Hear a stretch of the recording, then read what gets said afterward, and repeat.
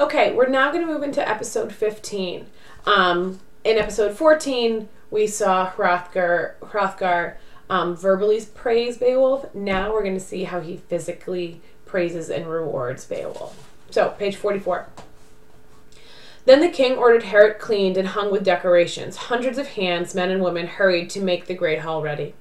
Golden tapestries were lined along the walls for a host of visitors to see and take pleasure in. But that glorious building was bent and broken.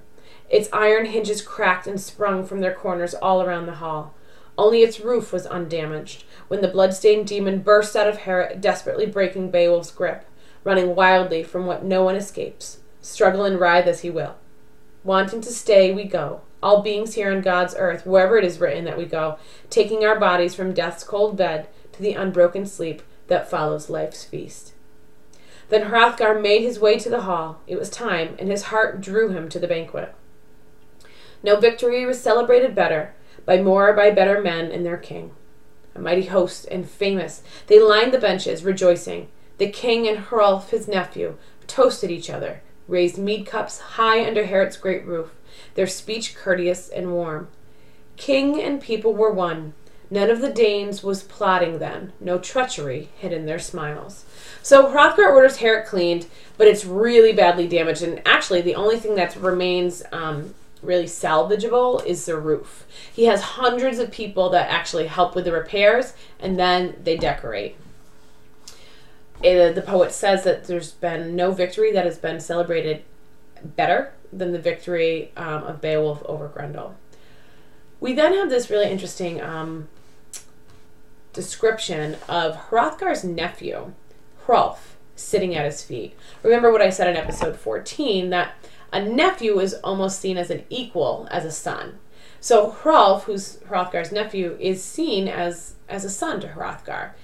But there is foreshadowing in lines 10:17 through 10:19 that says, none of the Danes was plotting then, no treachery hid in their smiles. If you read further, and you read actually in the back where there's a little bit of further description about Hrolf and Hrothgar, you're going to see what Hrolf actually does to Hrothgar. Okay, so let's pick up on line 10:20.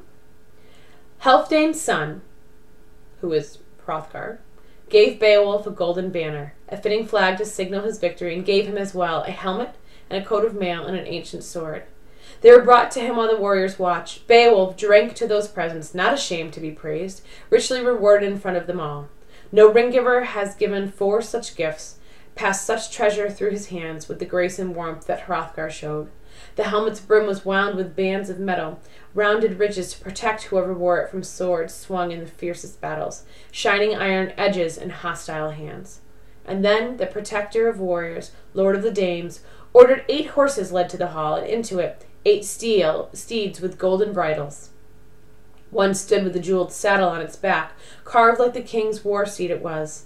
It had carried Hrothgar when the great son of Healfdene rode to war, and each time carried him wherever the fighting was most fierce, and his followers had fallen.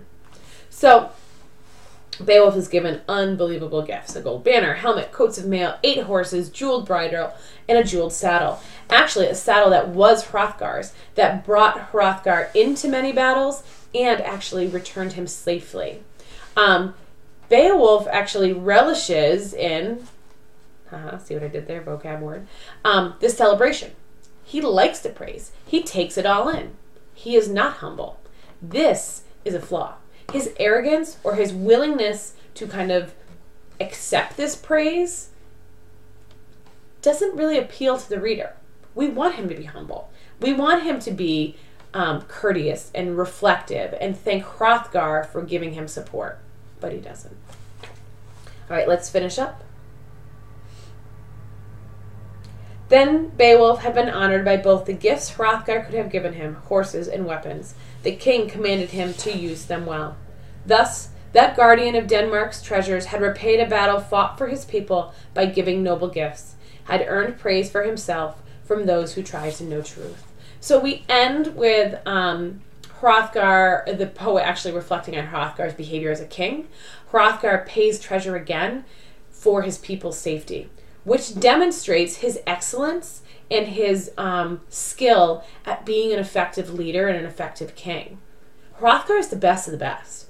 Even though he recognizes that he wasn't able to save his people for those 12 winters when Grendel ruled, he was humble enough to know that someone else is going to have to come in and save us. Someone else is going to have to help us.